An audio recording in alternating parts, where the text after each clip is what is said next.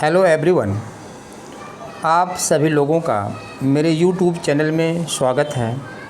I hope आप लोग सब लोग अच्छे से होंगे और एग्ज़ाम की तैयारी बहुत अच्छे तरीके से कर रहे होंगे कॉन्फिडेंस के साथ। इसके साथ साथ मैं ये भी होप करता हूँ, ये भी आशा उम्मीद करता हूँ कि आपको जो मैंने लास्ट लेक्चर खासकर यूपी एचजीएस के लिए अपलोड किए थे काफ़ी बेनिफिशरी होंगे। तो अब आज का जो लेक्चर है वो है इंडियन कॉन्स्टिट्यूशन पर है और ये क्विक रिवीजन है आप ताकि बहुत जल्दी से जल्दी इसको रिवीजन कर लीजिए और आपका जो यूपी एचजीएस में या किसी भी जुडिशल एग्ज़ाम में ये जो 10 से 15 क्वेश्चन आते हैं एग्ज़ाम के लिए वो बहुत ही फ़ायदेमंद होंगे और इसको आप रिवीजन करेंगे तो आपका बहुत जल्दी तैयार हो जाएगा, क्योंकि कॉन्स्टिट्यूशन एक बहुत ही लॉन्ग सब्जेक्ट है और इतने जल्दी टाइम में आप उसको तैयार नहीं कर सकते। ठीक है, तो इसमें इस लेक्चर में कॉन्स्टिट्यूशन के बेसिकली कुछ इम्पॉर्टेंट केस लॉ को रखा गया है, कुछ इम्पॉर्टेंट आर्टिकल्स हैं, कुछ इम्पॉर्टेंट अमेंडमेंट हैं, उनको भी इंक्लूड किया गया है। आप लोग ध्यान से इसको सुनिए और प्रयास करिए, नोट बना लीजिए। ठीक है, इसके साथ साथ आप लोग इस मेरे वीडियो को लाइक करिए और कमेंट ज़रूर करिए और जो लोग नए हैं वो इसको सब्सक्राइब भी कर सकते हैं, लेकिन शर्त अगर उनको पसंद आता है तो, ऐसा नहीं कि आप को अच्छा ना लगे तो आप लाइक करिए। ठीक है, आइए स्टार्ट करते हैं। देखिए, सबसे पहले कुछ इसके आर्टिकल और उसके फैक्ट पे आते हैं, फिर इस पर हम कुछ केस लॉज देखेंगे और इसके साथ साथ फिर हम देखेंगे कि जो है वो इस पर कौन कौन से अमेंडमेंट हुए हैं। ठीक है, आइए देखते हैं। ठीक है, सबसे पहले देखिए जो पहला पॉइंट है वो इंडियन कॉन्स्टिट्यूशन के प्रियम्बल में पहली बार संशोधन हुआ है। कौन सा संशोधन है? 42वें संविधान संशोधन अधिनियम 1976 में 3 वर्ड्स जोड़े गए हैं। कौन कौन? समाजवादी, सोशलिस्ट हो गया, समाजवादी यानी सोशलिस्ट, पंथ निरपेक्ष सेकुलर, और तीसरा है अखंडता यानी इंटीग्रिटी जोड़ा गया। ये अक्सर एग्जाम में आता है और गलत हो जाता है। ठीक है, दूसरा है कि इनरी बेरुवारी केस में ये कहा गया था कि preamble is not the part of the constitution.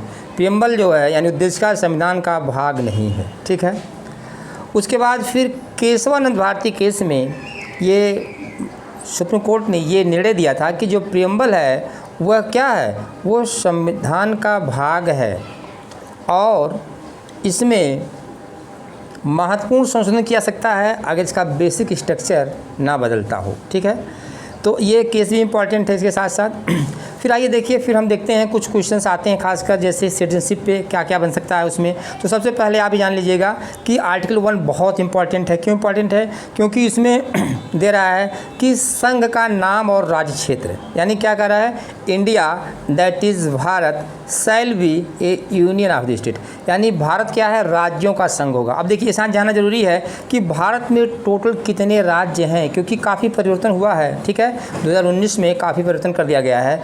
तो आज की डेट में 28 स्टेट यानी 28 राज्य और 8 यानी 8 जो यूटी है यानी कि यूनियन टेरिटरी स्टेट है, यानी संघ शासित राज्य हैं। ठीक है, तो ये बहुत इंपॉर्टेंट है। ठीक है, यानी 28 राज्य और 8 जो है संघ शासित राज्य, ये एग्जाम में आपको आ सकता है। ठीक है, दूसरा देखिए कि संसद जो है आर्टिकल 2 के तहत नए राज्यों का क्या कर सकती है, उसका प्रवेश कर सकती है, स्थापना कर सकती है, इस्टेब्लिश कर सकती है। ठीक है, इसके बाद देखिए और आर्टिकल 2A में ये कहा गया है कि सिक्किम को भारत का एक एसोसिएट राज्य बनाया गया था और फिर जो है 26 अमेंडमेंट के द्वारा इसे पूर्ण राज्य का दर्जा दिया गया। तो ये भी बहुत ही इंपॉर्टेंट है। ठीक है, इसके साथ ही साथ आप फिर देख सकते हैं आर्टिकल 3, आपको पता है कि नए राज्यों और वर्तमान राज्यों की सीमाओं या नामों परिवर्तन, कोई भी स्टेट किसी भी स्टेट का नाम में परिवर्तन करना है तो आर्टिकल 3 के तहत इसको सिंपल मेजॉरिटी से किया जा सकता है। ठीक है, इसके साथ साथ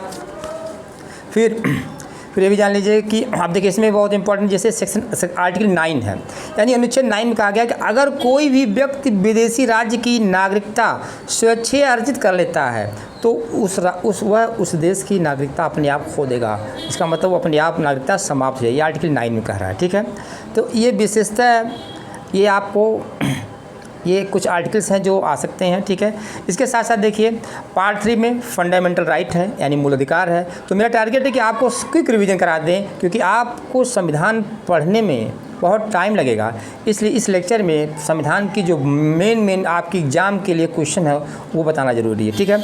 अब स्टेट यानी कि चैप्टर 3 में क्या बताया गया है, फंडामेंटल राइट बताया गया है, 12 से लेकर के 35 तक, आर्टिकल 12 से लेकर 35 तक दिया हुआ, ठीक है। तो अब स्टेट किसे कहते हैं, कौन सा होता है, तो पहली बात देखिए भारत की सरकार। स्टेट की परिभाषा आर्टिकल 12 में दी गई, भारत की सरकार, फिर संसद या राज्य की सरकार या राज्य का विधानमंडल या सभी स्थानीय या अन्य लोकल अथॉरिटी, ये सारे केस में आते हैं, ये स्टेट में आते हैं, ठीक है। कुछ ऐसे केस ला जिसमें बताया गया कि कौन सा राज्य है कौन सा नहीं है, व्हिच इज़ द स्टेट और व्हिच इज़ नॉट स्टेट। जैसे Chandramohan Khanna versus NCERT case है, इसमें क्या गया, NCERT is not a state, यानी कि एनसीईआरटी राज्य नहीं है, ठीक है। एएसएम इलियास वर्सेस आईसीएआर का केस है, जिसमें कहा गया था कि इंडियन रिसर्च इंस्टीट्यूट क्या है, वो स्टेट नहीं है, राज्य नहीं है। नरेश वर्सेस महाराष्ट्र के केस में इसमें क्या कहा गया था कि इसमें न्यायपालिका को राज्य नहीं माना गया, और लेकिन AR अंतुले वर्सेस RS नायक के केस में न्यायपालिका को राज्य माना गया। तो लेकिन प्रश्न है कि न्यायपालिका राज्य है कि नहीं। तो देखिए, जब न्यायपालिका राज्य के अगेंस्ट कोई काम, राज्य के मतलब किसी केस में जो है अगर राज्य पार्टी है तो वहाँ पे वो जो है राज्य नहीं होगा। लेकिन जब न्यायालय क्या कर सकता है, अपनी प्रशासनिक शक्तियों का प्रयोग करता है, तो वहाँ पे वो राज्य माना जा सकता है, ठीक है। तो ये आपको इसको में होना चाहिए, सबसे बड़ी चीज़ है। उसके बाद नेक्स्ट देखिए, आपको कुछ इंपॉर्टेंट बताते हैं, ठीक है। देखिए, सबसे इम्पोर्टेंस के बाद है आपका, हम आ जाते हैं डायरेक्ट आ जाते हैं क्या है 370 पर। 370 क्योंकि भारत का जो जम्मू कश्मीर राज्य है, ये देखिए इसको जो विशेष राज्य का दर्जा था वो समाप्त कर दिया गया है, ठीक है। तो अब ये इसके बाद 6 अगस्त 2019 से अब जो भी संविधान का पूरे प्रोविज़न जो है जम्मू कश्मीर पर लागू होते हैं, ठीक है। और बहुत से कानून को भी, एक्ट्स को भी 31 अक्टूबर 2019 से जो है वो कहाँ पे लागू कर दिया गया, जम्मू कश्मीर पे लागू कर दिया गया, ठीक है। जिसमें क्वेश्चन पूछ देता है कि देखिए आर्टिकल 371 में क्या है, यहाँ से पूछ देता है कि आर्टिकल 371 में किसके बारे में प्रावधान है, तो आपको याद रखना है महाराष्ट्र और गुजरात के बारे में है, ठीक है। अब फिर आता है आर्टिकल 371A में किसके बारे में है, तो नागालैंड के बारे में विशेष प्रावधान बनाया गया है, ठीक है। और इसको 13वें संविधान संशोधन के द्वारा जोड़ा भी गया है। आर्टिकल 371B क्या है, ये असम राज्य के संदर्भ में दिया गया है, विशेष उपबंध है, क्योंकि ये क्वेश्चन जीएस में जरूर पूछ देता है, ज्यूडिशरी में भी पूछा जा सकता है, ठीक है। तो 371B क्या है, असम के बारे में है। 371C किसके बारे में है, वो मणिपुर राज्य के बारे में विशेष उपबंध करता है, ध्यान दीजिएगा, मणिपुर राज्य के बारे में। 371D किसके बारे में है, ये विशेषता जो है वो आंध्र प्रदेश और तेलंगाना के बारे में है, क्योंकि आपको पता है कि तेलंगाना भी हाल ही में नया राज्य बनाया गया, ठीक है। फिर आर्टिकल 371E, इसमें जो है आंध्र प्रदेश में केंद्रीय विश्वविद्यालय की स्थापना के बारे में जो है वो विशेष उपबंध किया गया, और संसद विधि के द्वारा ऐसा उपबंध जो है वो करेगी, ठीक है।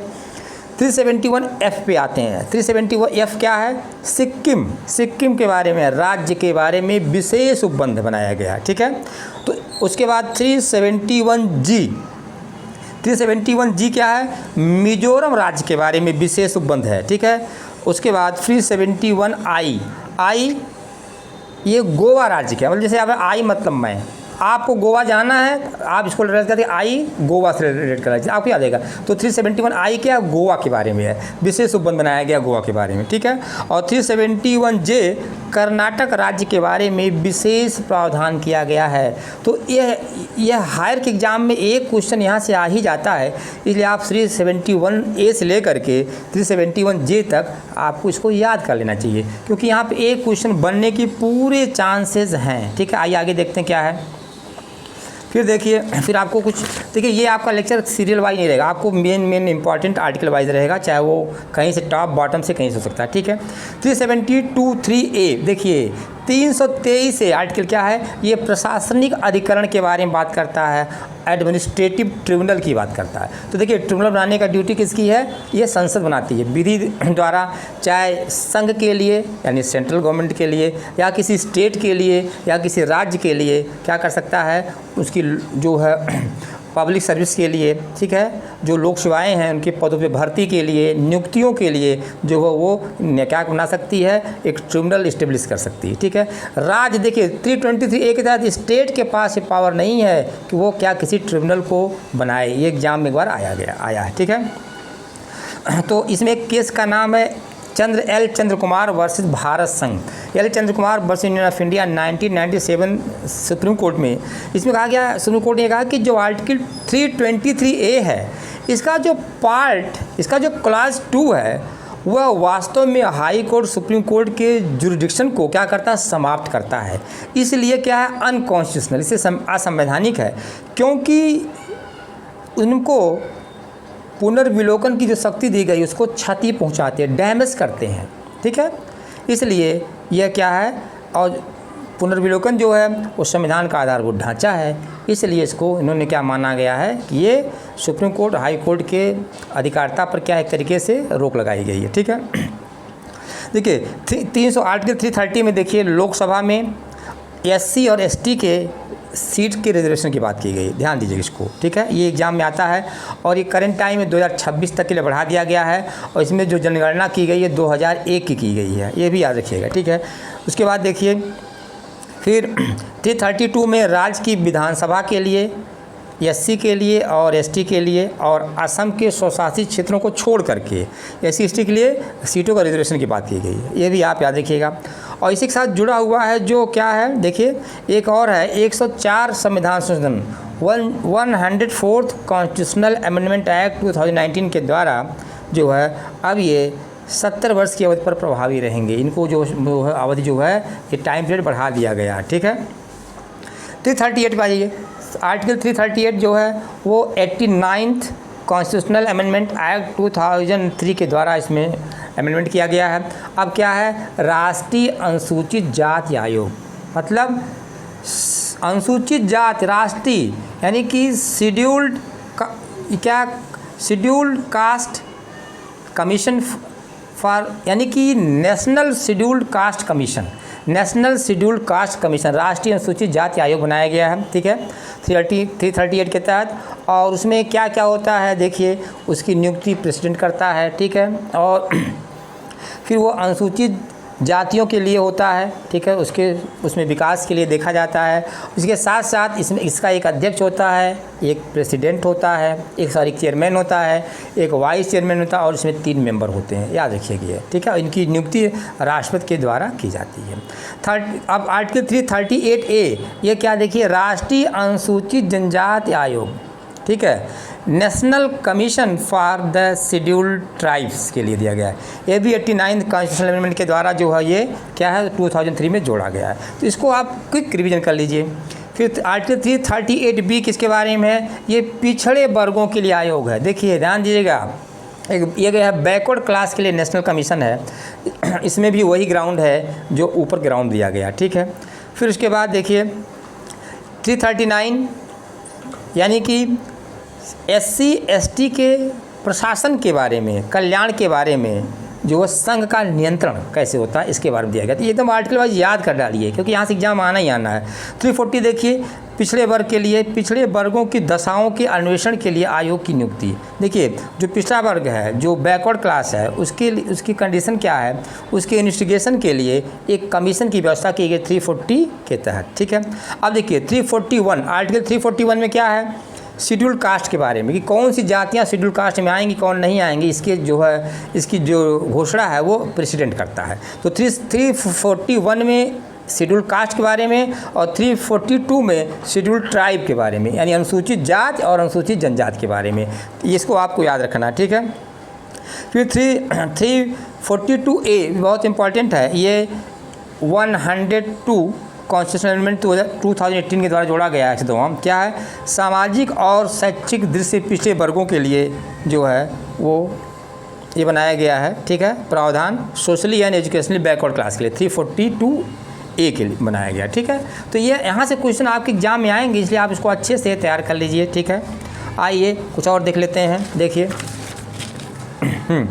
फिर 343 में आ जाइए, ये संघ की राजभाषा है, ठीक है। हिंदी और इसकी लिपि देवनागरी हुई है, ठीक है।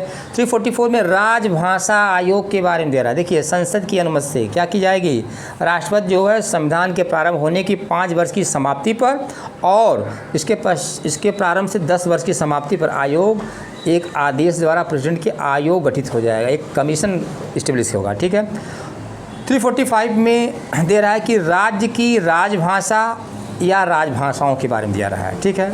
तो इसके बारे में प्रावधान 345 में दिया गया है। इसको आपको आर्टिकल वाइज याद करना, बहुत ज़्यादा इसमें समझने की ज़रूरत नहीं है। 348 इम्पॉर्टेंट है क्योंकि ये मेंस में भी पूछा गया है, जीएस के मेंस में पूछा गया है और आने वाले जुडिशरी के एग्जाम में भी पूछा जा सकता है, ठीक है। तो 348 में दे रहा है कि सुप्रीम कोर्ट और हाई कोर्ट में और अधिनियमों विधेयकों आदि के लिए प्रयोग की जाने वाली भाषा, जो सुप्रीम कोर्ट और हाई कोर्ट में जो कोई एक्ट है, रूल है, रेगुलेशन है, ऑर्डिनेंस है, इसके विषय में कौन कौन क्या जो है वो भाषा प्रयोग की जाएगी, इसके बारे में 348 में प्रावधान है, याद रखिएगा, ठीक है। तो इसको आप प्री के पॉइंट से ही देख लीजिए क्योंकि मेंस के लिए भी डिटेल बहुत ज़्यादा नहीं इसमें ध्यान देने की जरूरत है, ठीक है। फिर अब ध्यान दीजिए 350A बहुत इंपॉर्टेंट, 350 आर्टिकल 350A में क्या दे रहा है कि प्राथमिक स्तर पर मातृभाषा में शिक्षा की सुविधाएं, प्राइमरी लेवल पर जो एजुकेशन होगा वो मातृभाषा में होगा, मदर टंग में होगा, ठीक है, 350A में। और ये राष्ट्रपति किसी राज्य के लिए ऐसा डायरेक्शन देने की पावर किसको है, प्रेसिडेंट ऑफ इंडिया को, 350A के तहत। 350B में क्या दे रहा है, भाषाई अल्पसंख्यक वर्गों के लिए विशेष अधिकारी राष्ट्रपति अपॉइंट करेगा, किसके, जो भाषाई अल्पसंख्यक वर्ग के लिए हैं, तो 350B में दिया है। और आर्टिकल 351 इसमें क्या आ रहा है कि हिंदी भाषा के विकास के लिए निर्देश देने का कर्तव्य इस संघ का है, ठीक है। तो 351 ये हो गया। तो यहाँ से भी क्वेश्चन आपको पूछे जा सकते हैं। अब आइए आगे देखते हैं, आगे और भी आपको बहुत इंपॉर्टेंट आते हैं। देखिए थोड़ा सा इमरजेंसी में भी जान लीजिए, कभी के पूछ देता है कि देखिए पार्ट 18 में इमरजेंसी की बात की गई है। इमरजेंसी 3 होती है। कौन कौन इमरजेंसी, पहली इमरजेंसी होती है क्या होती है कि नेशनल इमरजेंसी यानी राष्ट्रीय आपातकाल 352 में। दूसरी होती है राज्य में राष्ट्रपति शासन यानी कि प्रेसिडेंट रूल लगता है, किस में, ये आर्टिकल 356 में। यानी 352 में नेशनल इमरजेंसी, 352 में राष्ट्रपति शासन प्रेसिडेंट रूल और 360 में आता है आपका फाइनेंशियल इमरजेंसी यानी वित्तीय उपबंध लगता है। ये तीनों आर्टिकल ये बहुत इंपॉर्टेंट है और तीनों प्रावधान इंपॉर्टेंट है क्योंकि यहाँ से ही एग्जाम में आपसे पूछा जा सकता है, ठीक है। अब देखिए अब इसके बाद फिर 3 ग्राउंड होता है, नेशनल इमरजेंसी के लिए 3 ग्राउंड होता है। कौन कौन था, युद्ध यानी वार, बाह्य आक्रमण यानी कि एक्सटर्नल एग्रीगेशन और तीसरा है सशस्त्र विद्रोह यानी आर्म्ड रिवोल्यूशन। देखिए 44 कॉन्स्टिट्यूशनल अमेंडमेंट 1978 के द्वारा जो है पहले क्या था, सशस्त्र विद्रोह की जगह पहले था आभ्यंतरिक अशांत, इंटरनल डिस्टर्बेंस था, उसको हटा करके सशस्त्र विद्रोह कर दिया। ये भी एग्जाम में पूछा जाता है, very very most important point है। और ध्यान दीजिए कोई भी घोषणा होगी जो प्रोक्लेमेशन होता है 1 महीने तक होता है, 1 महीने के अंदर उसको क्या करना पड़ेगा, संसद के दोनों सदनों के द्वारा उसको अनुमोदन कर लिया जाएगा, पास करा लिया जाएगा, ठीक है। और वो किसी भी कीमत पे, और ऐसा होने के बाद वो 6 महीने से ज़्यादा टाइम के लिए वो एग्जिस्टेंस नहीं करेगी, ठीक है। और Minerva Mills Limited versus Bharat संघ के मामले में जो सुप्रीम कोर्ट ने कहा था कि आर्टिकल 352 के द्वारा जो प्रेसिडेंट जो प्रोक्लेमेशन करता है उसका जुडिशियल रिव्यू किया जा सकता है। तो बहुत इंपॉर्टेंट केस ला Minerva Mills Limited versus Union of India 1980 Supreme Court, इसको याद कर लिया। क्या कहा कि the proclamation which is issued by the president is the subject matter of the judicial review, वो न्यायिक पुनर्विलोकन की शक्ति के अंदर आता है, ठीक है। उसके बाद देखिए 355 में जो है बाह्य आक्रमण और आंतरिक अशांति से राज्य की सुरक्षा करने का संघ की यूनियन की ड्यूटी है, ठीक है। अब आते हैं 356 में सीधा प्रेसिडेंट रूल। भाई प्रेसिडेंट रूल कब लगता है, जब किसी भी राज्य का जो शासन है वो क्या है, संविधान के उपबंधों के अनुसार नहीं चल रहा है, जो गवर्नेंस है अकॉर्डिंग टू कॉन्स्टिट्यूशन नहीं चल रहा है। तो ऐसी कंडीशन में राष्ट्रपति या तो अपने स्वयं विवेक से, अपने ओन डिस्क्रिएशन से या राज्यपाल के द्वारा रिपोर्ट दिए जाने पर ऐसे राज्य में प्रेसिडेंट रूल इम्पोज कर सकता है। और ये प्रेसिडेंट रूल 2 महीने तक की प्रवृत्ति रहेगी। 2 महीने के अंदर उसको दोनों हाउसेज में यानी कि पार्लियामेंट में, लोकसभा और राज्यसभा में इसको पास कर लिया जाएगा। 2 लैंडमार्क केस हैं, SR Bombay versus Union of India यानी एसआर बम्बई बना भारत संघ, ठीक है, 1994 सुप्रीम कोर्ट, दूसरा है राजस्थान राज्य वर्सेस भारत संघ, state of Rajasthan versus Union of India 1997 supreme court. ये दोनों लैंडमार्क केसेस देख लीजिएगा, ठीक है।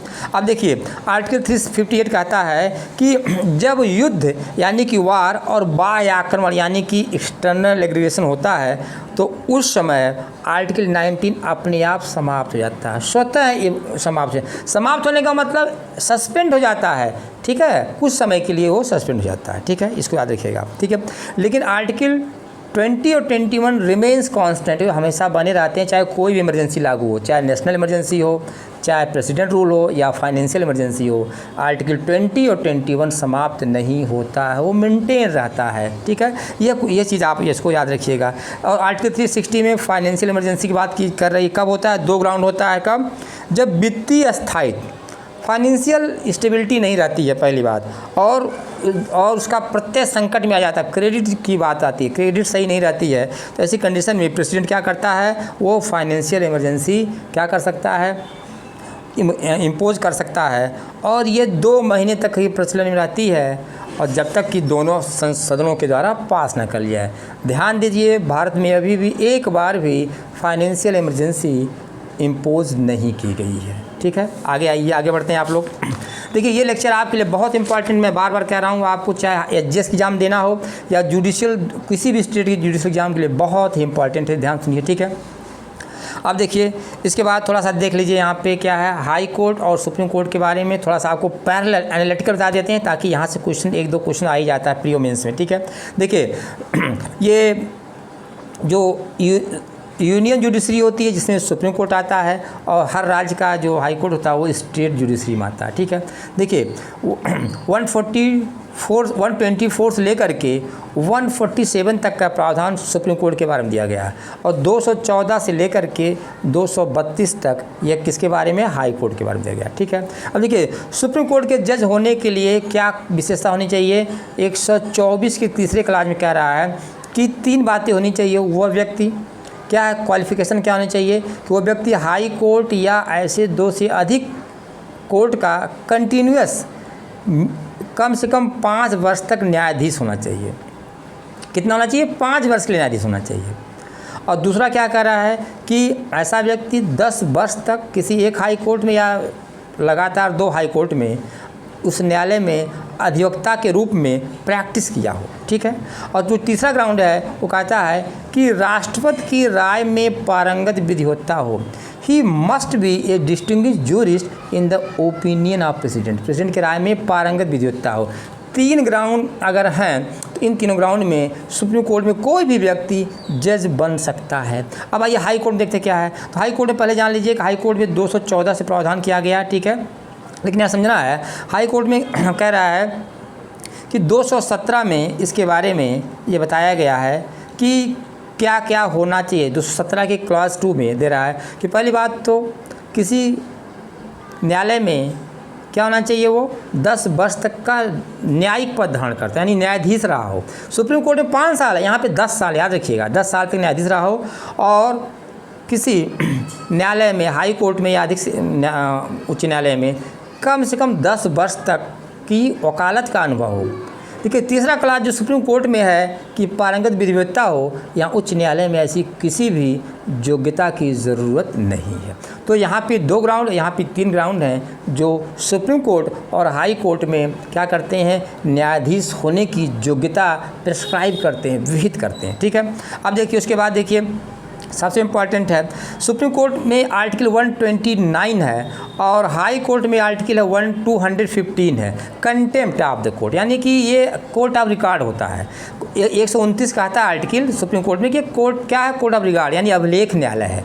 इसके निर्णय जो है वो सिक्योर होते हैं, सुरक्षित रखते हैं, क्योंकि और न्यायालयों के लिए मार्गदर्शन का काम करते हैं। और दूसरा है, अगर कोई भी व्यक्ति सुप्रीम कोर्ट का क्या करता है, कंटेम्प्ट करता है, अवमान करता है, तो सुप्रीम कोर्ट को उसको सज़ा देने का भी प्रावधान है। यही बात 215 में उच्च न्यायालय के लिए, हाई कोर्ट के लिए है कि दोनों पावर इसमें भी है कि वो अभिलेख न्यायालय भी है और अपने द्वारा किए गए किसी व्यक्ति को क्या करता है, अगर कोई भी उसका कंटेम्प्ट करता है, अवमान करता है, उसके लिए सजा देने की पावर दी गई। ये चीज़ आप याद रखिए, ठीक है।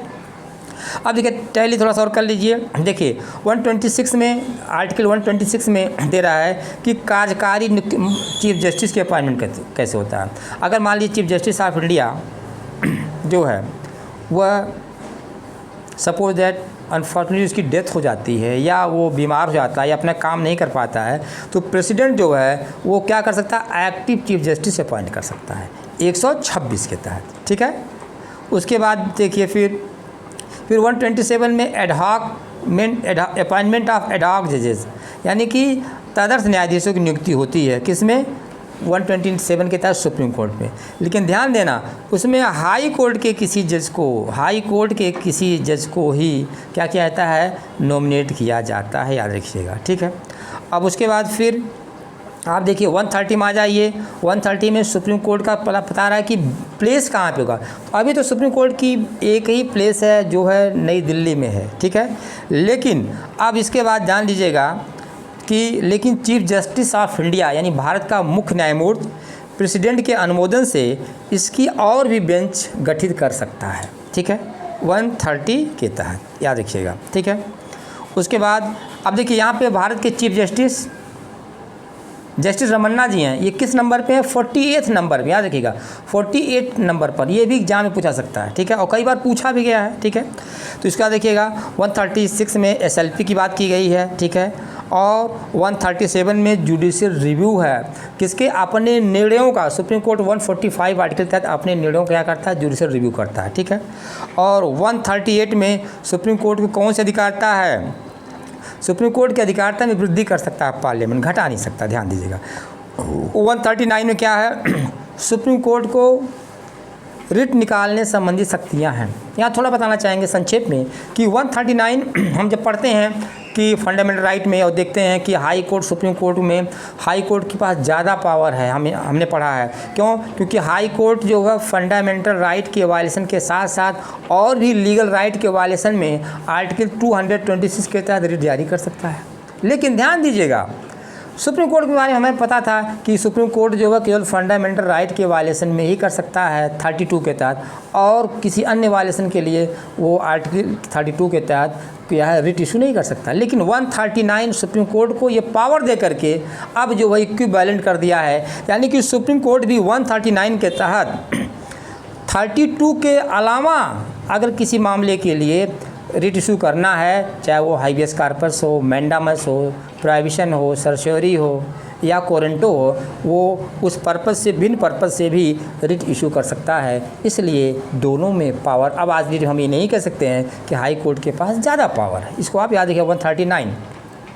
139A में मामलों का ट्रांसफ़र करता है, सुप्रीम कोर्ट के मामलों को ट्रांसफ़र करने की पावर दी गई है। और इसको आप 406 से कनेक्ट कर लीजिए, CRPC का सेक्शन 406 जो transfer of power supreme court को देती है। और इसी पर केस लैंडमार्क केस ला है, क्या है कि रिया चक्रवर्ती वर्सेज स्टेट ऑफ बिहार का केस है। ये बहुत इंपॉर्टेंट 2020 का केस है, 406 पे है और 139A पर आर्टिकल पर, याद रखिएगा।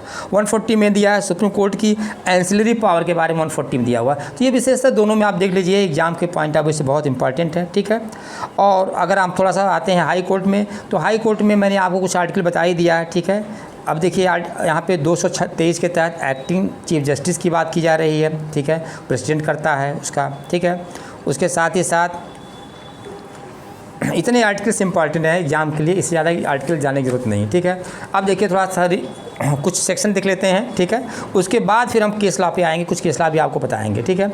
अब देखिए पहली बात तो आप चैप्टर 4 पे आ जाइए। DPSP directive principle of state policy, यानी कि राज्य के नीति निर्देशक तत्व क्या होते हैं, कुछ आर्टिकल जान लीजिए जो एग्जाम में आ सकते हैं आपको। देखिए 36 से 51 तक दिया है, ठीक है। 36 में स्टेट की बात की गई है, ठीक है। और 37 में दिया हुआ है कि जो directive principle of state policy है that can not be enforceable, वो न्यायालय के द्वारा प्रवर्तनीय नहीं है, यानी कि फंडामेंटल राइट के द्वारा प्रवर्तनीय नहीं है ये, ठीक है। तो आर्टिकल 38 राज्य के लोक कल्याण की वृद्धि की बात करता है, पब्लिक वेलफेयर की बात करता है। 39D बहुत इंपॉर्टेंट है।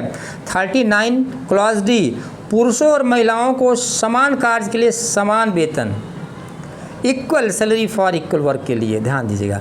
ठीक है। 39A लीगल एड की बात करती है, 40 ग्राम पंचायत के गठन की बात करती है, 42 मैटरनिटी फैसिलिटी की बात करती है, ठीक है, इसको आप देख लीजिए। इसके साथ साथ 43A ध्यान दीजिएगा जो उद्योगों के बारे में है, ठीक है, और 43B जो कोऑपरेटिव सोसाइटी के बारे में जो 97 कॉन्स्टिट्यूशनल अमेंडमेंट के द्वारा जोड़ा गया, सहकारी समितियों के बारे में दिया गया।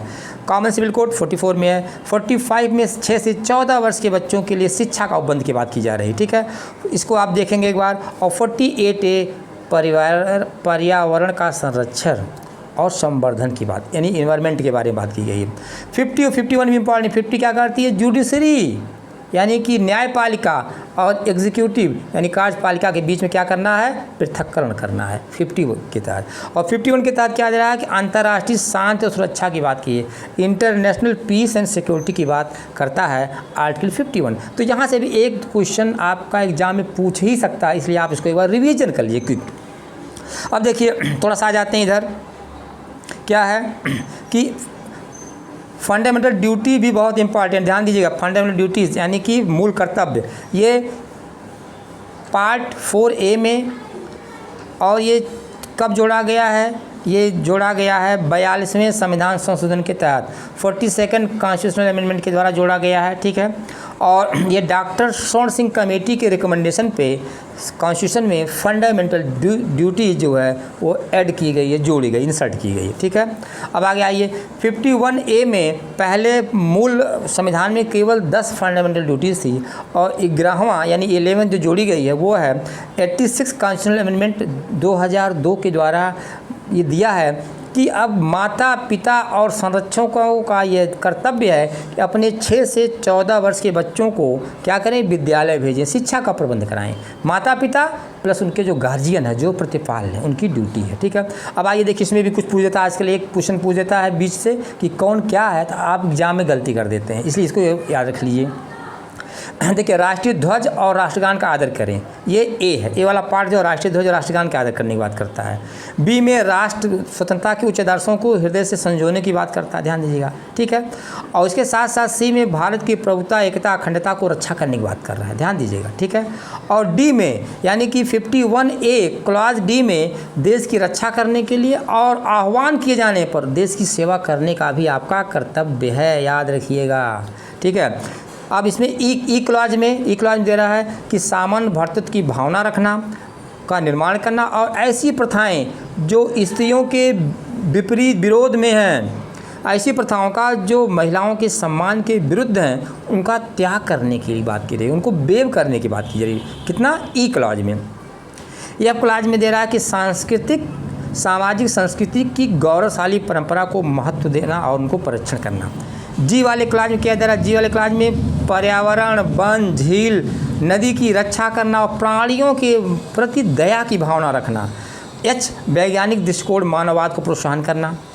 और आई बहुत इंपॉर्टेंट, आई यानी कि पब्लिक प्रॉपर्टी को सेफ रखना, सुरक्षित करना, ठीक है। आप देखिए, और हिंसा से दूर रहना। जब कभी हिंसा दंगा बलवा होता है, लोग पब्लिक प्रॉपर्टी क्या करते हैं, डिस्ट्रॉय करते हैं। तो हमारा फंडामेंटल ड्यूटीज़ है कि हम पब्लिक प्रॉपर्टी को डिस्ट्रॉय ना करें, सेव करें, क्योंकि ये हमारे ही काम में आएगी, ठीक है। फिर जे में क्या दे रहा है कि व्यक्तिगत और सामूहिक गतिविधियों पर सतत प्रयास करने के बारे में बात की है।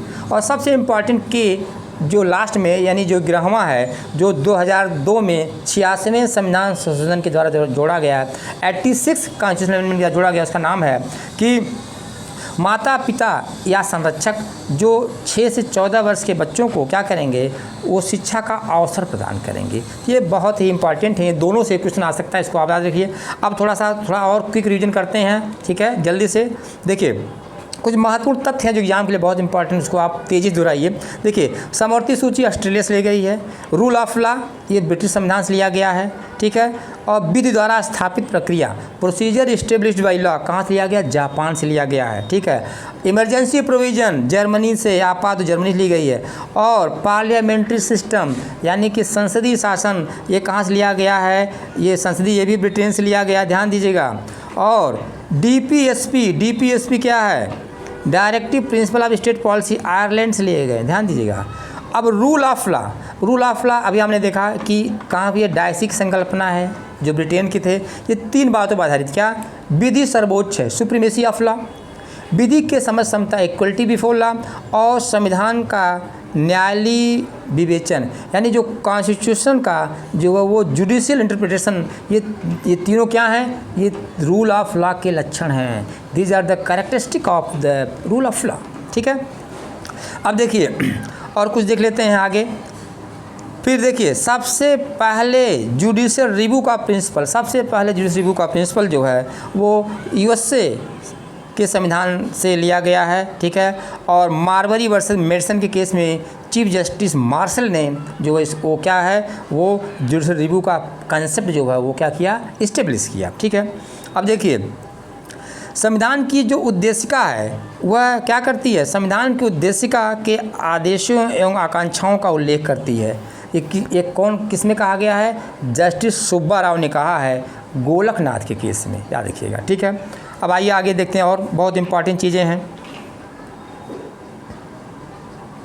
ठीक है, आर्टिकल 15, 16, 19, 29 और 30 ये आर्टिकल केवल भारतीय नागरिकों को प्राप्त हैं, यानी कि article 15, 16, 19, 29, 30 these fundamental rights are only available to the Indian citizens, यानी भारतीय नागरिकों को दिया गया। इसको आप याद रखें अच्छे से। ठीक है, उसके बाद एक केस है जिसमें कहा गया था कि समता और स्वेच्छाचारिता एक दूसरे के कट्टर शत्रु हैं, यानी इक्वलिटी और आर्बिट्री क्या हैं, दोनों क्या हैं, ये बहुत तगड़े दुश्मन हैं, इनमीज़ हैं। किसमें कहा गया है, ईपी रोयप्पा वर्सेस तमिलनाडु के राज्य में 1974 सुप्रीम कोर्ट में कहा गया। ये भी एग्जाम में पूछा जा सकता है। ठीक है, फिर एक केस है इंदिरा नेहरू गांधी वर्सेस राजनारायण का केस, ध्यान दीजिएगा। इंदिरा नेहरू गांधी वर्सेस राजनारायण केस में इसमें एक बहुत अच्छा प्रिंसिपल लेट डाउन किया था, जिसमें कहा गया था कि स्वतंत्र और निष्पक्ष चुनाव, ध्यान दीजिए क्या है, ये प्रजातंत्र के लिए आवश्यक है और ये संविधान का आधारभूत ढांचा है। इंदिरा नेहरू गांधी वर्सेस राजनारायण के केस में ये सुप्रीम कोर्ट ने लेट डाउन किया। ठीक है, अब आगे आइए, आगे आपको बताते हैं कुछ और इम्पॉर्टेंट चीज़ें हैं, नोट करिए, जल्दी से जल्दी तैयारी कर लीजिए क्योंकि अब आपका टाइम बहुत इंपॉर्टेंट है। ठीक है, कुछ बहुत ही इंपॉर्टेंट केस ला है, मैं आपको बता देना चाहता हूँ, याद रखिए थोड़ा सा। देखिए, और कुछ संशोधन रह गया, इसको आप ध्यान से पढ़िए।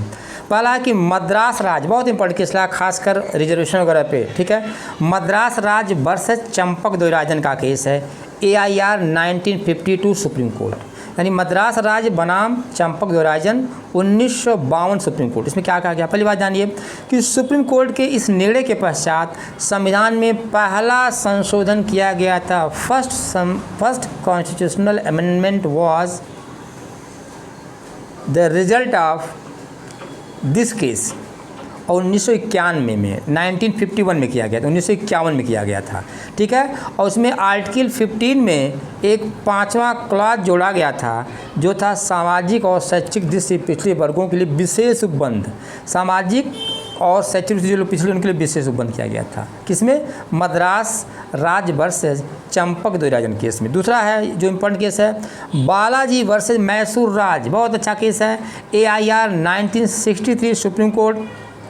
इस मामले में कर्नाटक सरकार ने क्या किया था कि इंजीनियरिंग और मेडिकल कॉलेजों में 68% सीटें रिजर्व कर दिया। ठीक है, इसको चैलेंज किया गया, इसमें माननीय सुप्रीम कोर्ट ने ये प्रिंसिपल लेट डाउन किया कि इसको क्या किया, पहली बात तो अनकॉन्स्टिट्यूशनल घोषित कर दिया। क्यों कर दिया, क्योंकि कहा कि जो पिछड़े वर्ग हैं और पिछड़े वर्गों और अत्यधिक पिछड़े वर्गों में इस तरीके से भेद नहीं कर सकते, इस तरीके से डिफ्रेंशिएट नहीं किया सकता था, क्लासिफिकेशन नहीं किया सकता है कि कौन पिछड़ा है कौन अत्यधिक पिछड़ा है। ठीक है, इसलिए आर्टिकल 15 के इसमें क्लॉज 4 के अंतर्गत असंवैधानिक माना गया इसको। ठीक है, याद रखिएगा इसको, इस वर्गीकरण को।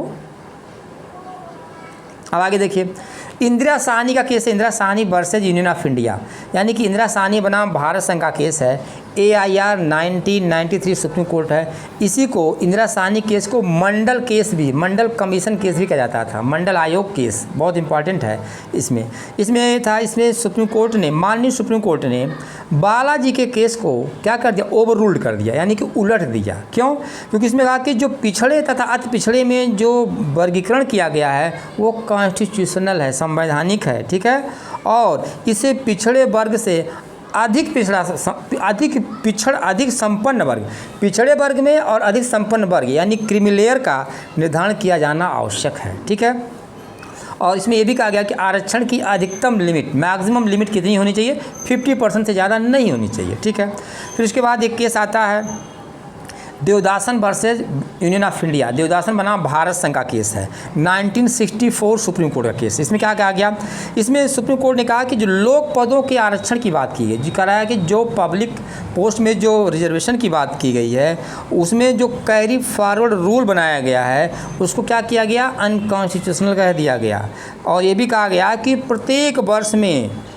प्रत्येक वर्ष के कोटा जो होता, जो कोटे को उसी वर्ष तक सीमित रखा जाए, ठीक है, रखना चाहिए, तथा साथ ही साथ पिछड़ी जातियों के लिए पदों का आरक्षण इतना ज़्यादा नहीं होना चाहिए कि उसमें एकाधिकार, मोनोपोली एराइज हो जाए और अन्य समुदाय के लोग हैं उनके जो विधिक अधिकारों में क्या हो, विधिक अधिकारों में अनुचित हस्तक्षेप हो, मतलब उसमें इंटरफेरेंस नहीं होना चाहिए, ठीक है। इसलिए इसमें Devadasan versus Union of India case 1964 में कैरी फॉरवर्ड रूल को अनकॉन्स्टिट्यूशनल घोषित कर दिया गया, ठीक है। फिर एक केस है Ashok Thakur versus Union of India, AIR 2008 supreme court का केस है, अशोक ठाकुर केस है। इसमें क्या था, इसमें जानते रहिए, इसमें सुप्रीम कोर्ट ने क्या कहा था कि देखिए, सुप्रीम कोर्ट ने कहा था कि जो केंद्रीय शैक्षिक संस्थानों में जो प्रवेश में आरक्षण की बात है, केंद्रीय शिक्षण संस्थानों में जो इंट्रेंस एग्ज़ाम के लिए उसमें रिजर्वेशन के लिए OBC के वर्गों के लिए 27% जो रिजर्वेशन रखा गया वो क्या है, ऐसा जो है वो क्या है, लीगल है, वो कॉन्स्टिट्यूशनल है, ऐसा किया जा सकता है, ठीक है। वास्तव में इसके पीछे पृष्ठभूमि क्या थी, ये था कि इसमें क्या था कि 93वां संविधान संशोधन बनाया गया था, 93 कॉन्स्टिट्यूशनल अमेंडमेंट किया गया था 2005 में, जिसमें आर्टिकल 15 के क्लॉज 5 जोड़ा गया था।